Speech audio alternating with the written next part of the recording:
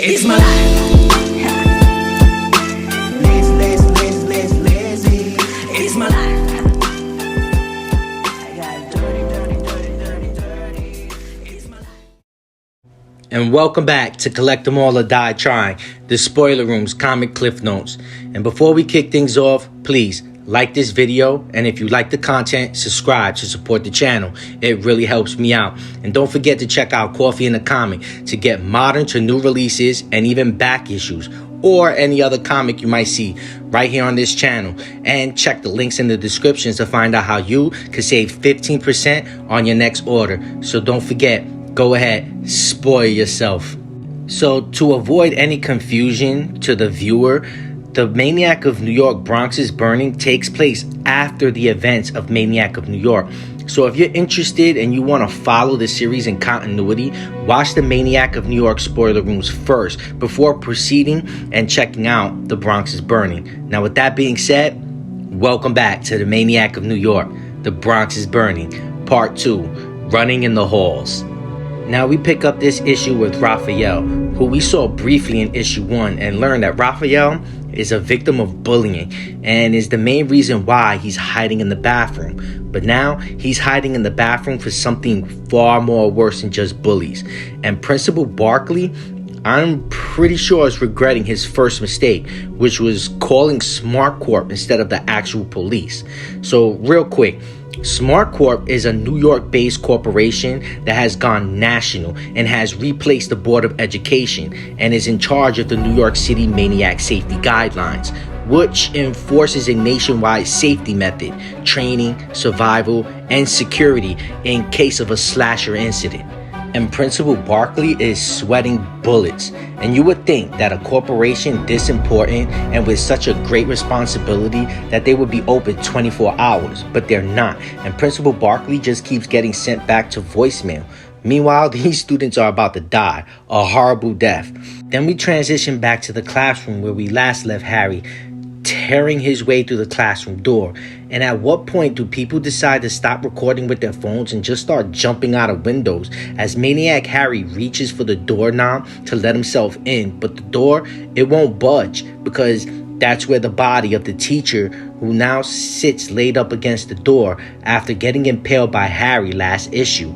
And now I just think Harry has a theatrics for the dramatic, because instead of just going through the already shattered window, Harry steps away from the door and everybody thinks that Harry's given up. But no, Harry's far from giving up, because what he does is he goes for that ultimate fear. He's waiting for people to start screaming off the top of their lungs, because Harry starts shoulder bashing the door and kicking it in with an attempt to knock down the door. And Harry, he goes all out for the cameras as students continue to record him trying to knock the hinges off the door.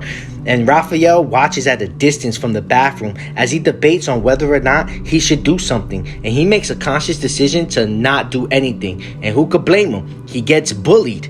But it's not up to Raphael as he carelessly slams the door, which alerts Harry and turns his attention towards the bathroom door. Then we transition back to Gina and Zelda, and Gina suggests that they head to the Harry-free safe zones for some fresh air and get out of suffering the secondhand smoke as Zelda puffs away on a cigarette, cracking a joke at Gina for putting the box of alcohol in the trunk back in issue 1. And she was going to put this box of alcohol in the car of the witness of the liquor store robbery so he wouldn't release footage of Zelda using excessive force on Ernie Ellison, the liquor store owner, for bribing her to say the robbery was Maniac Harry so he may claim insurance on the incident. Then we get into some serious conversations between the two when Zelda asks Gina if she would ever come clean and release the truth about what really happened on the death train. Now, for more info on the events of the death train, check my spoiler room videos on the Maniac of New York.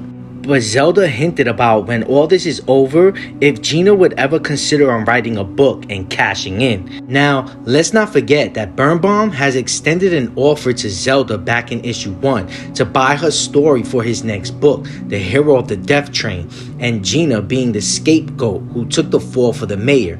Now, this is the spoiler room, so if you haven't seen Maniac of New York, go ahead and check out my Maniac playlist.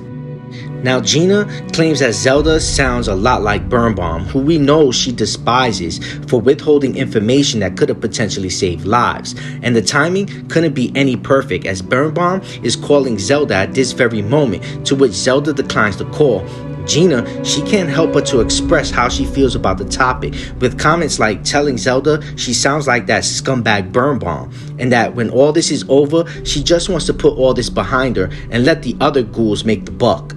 Now at this point, it seems that Zelda was about to confess to Gina about Birnbaum's offer, but Gina cuts the confession short when she discovers footage of Harry at the school online, and Zelda turns the car around because they finally got confirmation that Harry is in the Bronx. Zelda speeds past cars in the street trying to get to the school as soon as possible.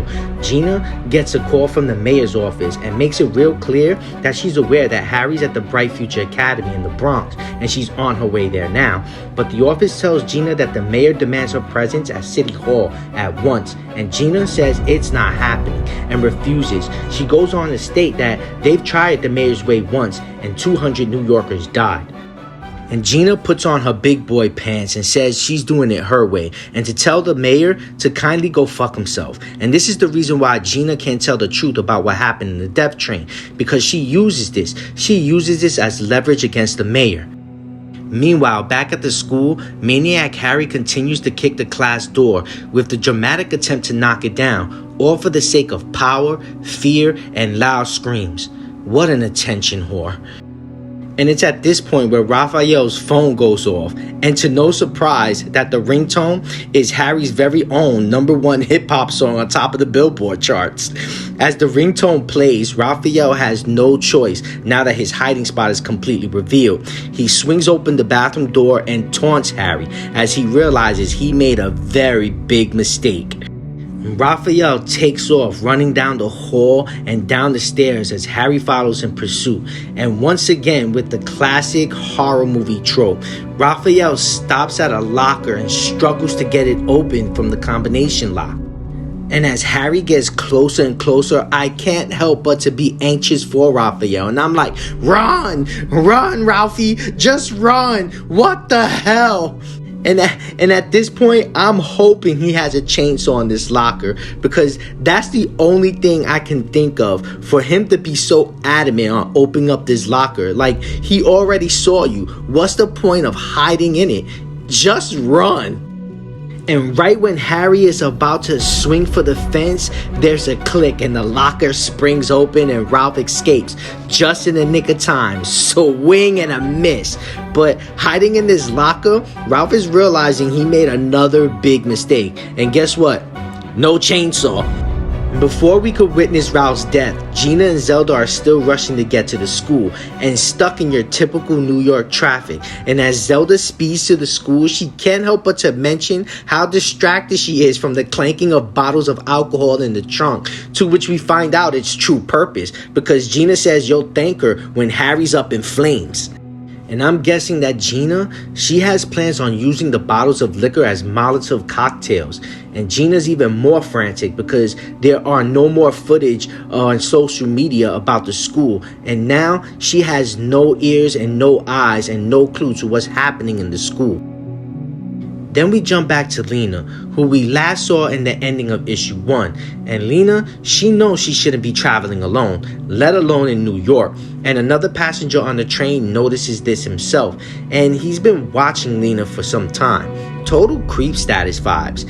And he says what any creep would say and asks Lena where's her mom. He was just better off asking if she wanted candy. But Lena put no thought into her lie by telling this creep that her mom was in the bathroom. Now, if anyone knows, there are no bathrooms in the trains in New York unless you was on Metro North. And by the look of this train car, this was not no Metro North. But anyway, this creep still insists on waiting with her until her mom returns. But Lena plays it cool and gets up and says she's gonna go check on her mom. But this creep insists on going with Lena, you know, because there's some shady people on this train. Yeah, and you're one of them. What a creep. Meanwhile, back to Ralph's death, who basically put himself in a death trap by trapping himself in a locker. And what sick fun will Harry have as he jams his machete through the locker door, barely missing Ralph. passing mere inches from Ralph's face as Ralph can't help but to scream for his life. And like Jeter in the clutch, baby, Mr. Reyes hits Harry with a splash of liquid detergent. And man, this teacher is so proud of himself for distracting Harry, saving Ralph for the time being. But the funny thing is the look on Harry's face, like, really? Really? Laundry detergent? And Mr. Reyes is regretting, much like Ralph, that being a hero is a big mistake. Meanwhile, Gina and Zelda finally get to the Bright Future Academy, and Gina rushes to the back of the trunk to get the bottles of liquor because, according to Birnbaum, fire is Harry's secret, his weakness, and as of right now, the only hope for stopping Harry. Now, both Gina and Zelda have to fight through a crowd of protesters holding picket signs saying Maniac Mayor and don't sacrifice our kids and save our students, as they notice in the crowd leading the protest is Gabriella Acosta's very own daughter, who was also the employee at the coffee shop that spit on Gina for her involvement in the death train taking the lives of 200 New Yorkers, including her mother. Her and the protesters are in Gina's way, preventing her to enter the school, pleading not this time. But Gina's just trying to convince her that they're there to help, and she can't help but to remind Gina about her mother's death, which I'm 90% sure Gina hasn't forgotten. Now, Zelda is quick to defend Gina, stating that that's not how it went down. But at the end of all this, the point of the matter is that there are bodies and homicides, and yet no police are present, nor has any emergency services have been called. And if it wasn't for Gina disobeying the mayor, she wouldn't be on the scene either. She'd be at the city hall per the mayor's request. After wasting enough time, Gina and Zelda enter the building, and Zelda tells Gina to arm herself, and Gina desperately wants to test the theory Birnbaum gave them about fire being Harry's weakness, because she's got Molotov cocktails on standby.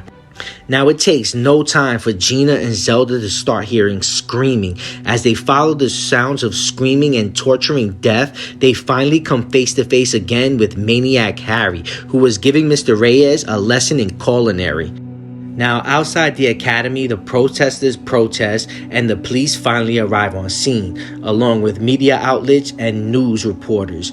All while hashtag Maniac School is trending on social media and reports of TikToks which been pulled from violating community guidelines.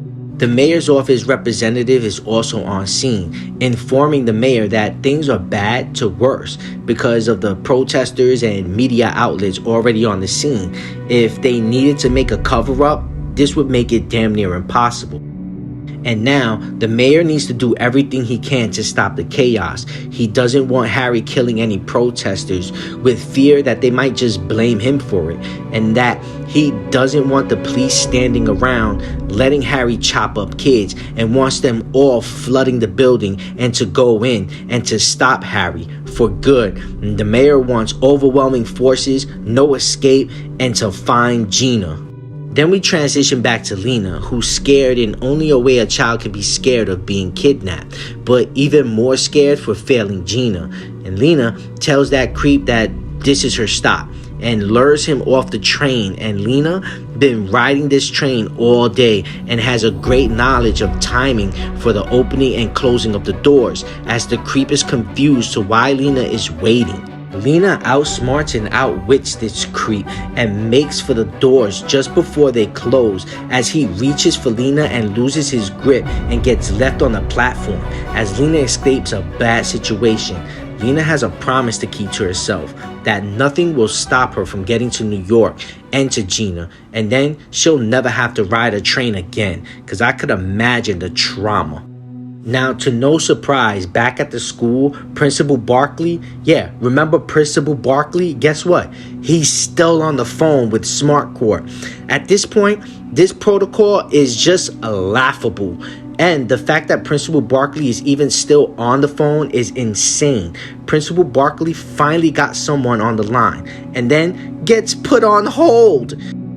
Now, Smartcorp tells Principal Barkley in order to give proper guidance, they need to send someone out to assess the situation to better help them. And they proceed to hold until they return with gathered information. At this point, the secretary quits. She ain't going out there, and it's all deja vu all over again as Gina and Zelda stand face to face with Maniac Harry. Only Gina and Zelda look a little more confident, especially Gina as she stands with a ready-in-use Molotov cocktail, ready to end this right here, right now. To be continued. And thanks for tuning in. If you like this video, smash the like button. It really helps me out. If you like the content and not subscribe, give a sub. That helps out the channel even further. Thanks for watching, and I'll see you in the comments. Peace. It's my life.